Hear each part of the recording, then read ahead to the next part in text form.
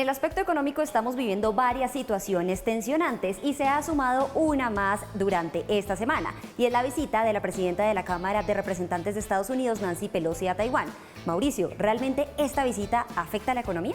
Karen, pregunta clave, porque habrá gente que se está preguntando qué hacen hablando de una situación geopolítica en un programa de impacto económico. Pues vean ustedes todo lo que afecta a la economía mundial. Venimos hablando desde hace ya meses de la invasión de Rusia a Ucrania, su impacto sobre los precios de las materias primas, en general sobre la economía, después la amenaza inflacionaria, ahora la amenaza de la recesión, y resulta que se suman las tensiones entre Estados Unidos y China, y ese es un factor que puede generar gran inestabilidad en el entorno económico mundial. Así es, Mauricio, pero las tensiones económicas entre Estados Unidos y China no son nuevas. Incluso desde el gobierno de Donald Trump venimos escuchando sobre el tema. ¿Por qué? Toda la razón, César. Miremos aquí cómo fue durante el gobierno de Donald Trump la relación entre Estados Unidos y China en un aspecto concreto: la guerra comercial, aumento de aranceles de las importaciones de China a Estados Unidos. Vean ustedes la línea roja y vean ustedes la línea azul, los aranceles que le puso China a las exportaciones que llegaban desde Estados Unidos. Se quintuplicaron prácticamente los aranceles del uno al otro y del otro al uno, y eso genera por supuesto tensiones, pero además una recomposición del comercio. Esta línea verde de arriba muestra la participación de los productos chinos en las importaciones de Estados Unidos. Empezaron a caer en favor de otros países de Asia, cosa que por supuesto no le gusta nada al gobierno chino. Volviendo a la visita de Nancy Pelosi a Taiwán, habría que preguntarnos, Mauricio, si realmente la visita de una sola persona puede realmente impactar la economía y moverla. Pues Karen, una gran imprudencia me parece a mí. Vamos a ver ahora en nuestra entrevista qué nos dice nuestro experto, pero lo cierto es que dejó a Joe Biden contra la pared, porque si Joe Biden termina avalando la visita de Nancy Pelosi, es una afrenta de la Casa Blanca de la China, y si termina desautorizándola, muestra una fractura en el poder en Estados Unidos. Esa indefinición de Joe Biden agrava bastante las cosas, y fuera de eso, China, que no se queda con la boca cerrada, empieza a amenazar con hacer operaciones en la región, y vaya usted a saber qué otra clase de retaliaciones. Y hay que también entrar a revisar cuál sería ese presupuesto a nivel nacional para los ministerios de defensa de cada país, a ver si empezamos a evaluar, ojalá que no, la posibilidad de que haya un enfrentamiento. Nadie duda que a estas alturas hay que contemplar esa hipótesis de una confrontación militar. Vean los presupuestos de defensa de los dos países. El de Estados Unidos está arriba, 754.000 millones de dólares. Triplica prácticamente al de China, que es 207.000 millones de dólares. Ustedes ven un gran desequilibrio militar, y vaya uno a saber si China en esas condiciones se atreve a responderle de alguna manera bélica a Estados Unidos a estas alturas. Sin embargo, antes de contemplar toda esa posibilidad, quisimos invitar a un experto en el tema, quien es Carlos Patiño, profesor titular de la Universidad Nacional, para que, por supuesto, converse con Impacto Económico sobre la posibilidad de que haya una guerra o no.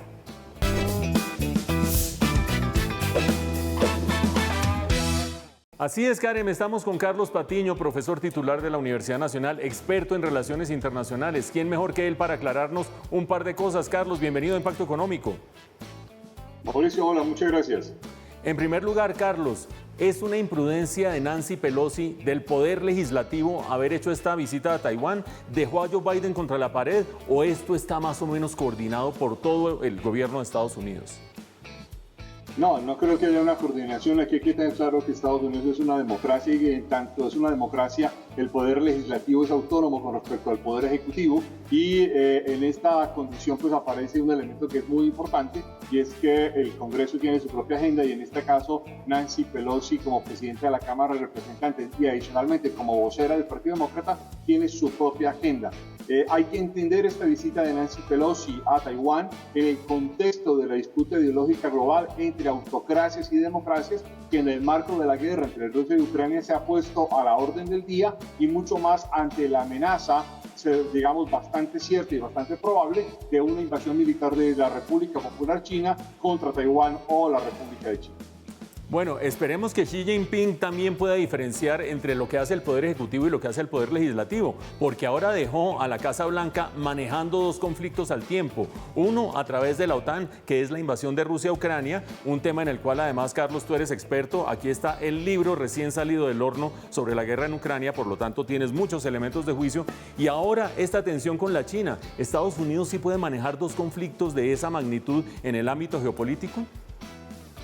No, en realidad, Mauricio, la situación es muy compleja. Yo no creo que Estados Unidos pueda tener, digamos, un manejo de dos conflictos en dos frentes tan distintos y tan complejos con dos superpotencias como son Rusia y China, con la única diferencia que en el caso de la guerra en Ucrania, Estados Unidos no está aportando tropas sobre el terreno, no está poniendo, digamos, en riesgo la participación directa de las tropas norteamericanas y en consecuencia no está llevando a una confrontación militar por parte de los Estados Unidos, a militar en el sentido de utilizar armas nucleares o otro tipo de armas de destrucción masiva, aunque Rusia sí lo ha digamos, mencionado varias veces. Y en el caso de la China, Estados Unidos está obligado por una ley de 1979 a brindar protección a Taiwán en caso de invasión de China, lo que obviamente sí pone a los Estados Unidos en primera línea de guerra y en primera línea de confrontación con respecto a la República Popular China. Y todo esto además ha sido, digamos, bastante claro desde 2018, cuando Xi Jinping planteó que China se preparaba de todas las maneras posibles, incluida la militar y con todo tipo de recursos militares, para la reunificación de Taiwán dentro del territorio de China. En este contexto estamos frente a una amenaza real, una preparación real de China y también China caminando hacia un proceso de reimperialización frente a los territorios, toda vez que considera a Taiwán una isla rebelde. Carlos, las bolsas de todo el mundo el día de hoy estuvieron tremendamente volátiles, mostrando el temor de los agentes económicos acerca de la posibilidad de una confrontación militar entre China y Estados Unidos. ¿Cuál es la probabilidad de que ese hecho bélico suceda en el corto plazo? En el corto plazo, si entendemos por corto plazo, digamos el marco del periodo de un año, la confrontación depende de qué tipo de elecciones obtenga China de la guerra de Rusia en Ucrania, que está convirtiéndose en un laboratorio para mirar y medir la capacidad de respuesta del mundo occidental frente a lo que podría ser la invasión de China con respecto a Taiwán. Y por ahora, obviamente, lo que la primera lección que China podría sacar es que sí es muy posible que los Estados Unidos se comprometa a fondo en la defensa de Taiwán, mas esto no es necesariamente así con respecto a otros países como los países de la OTAN, los países europeos miembros de la OTAN, toda vez que la OTAN se enfrenta a su primer desafío y no es claro que tenga una capacidad bélica real, contundente en guerras estratégicas como lo que está demostrando en este contexto Ucrania. Adicionalmente, China ha utilizado para esto su estrategia de la ruta de la seda como una estrategia de coacción política e incluso una estrategia de propagación de sus capacidades militares con creación de bases en distintos territorios. En este contexto no es, digamos, altamente probable, pero tampoco es descartable que puedan haber enfrentamientos sobre Taiwán.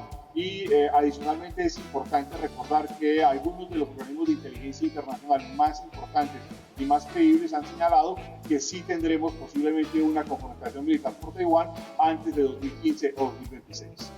Tremendo panorama el que nos pinta Carlos Patiño, profesor titular de la Universidad Nacional, iluminándonos la probabilidad de que se dé una confrontación bélica alrededor de Taiwán en los próximos meses o en los próximos años. Muchas gracias, Carlos, por haber estado en Impacto Económico. A ustedes, muchas gracias, Mauricio.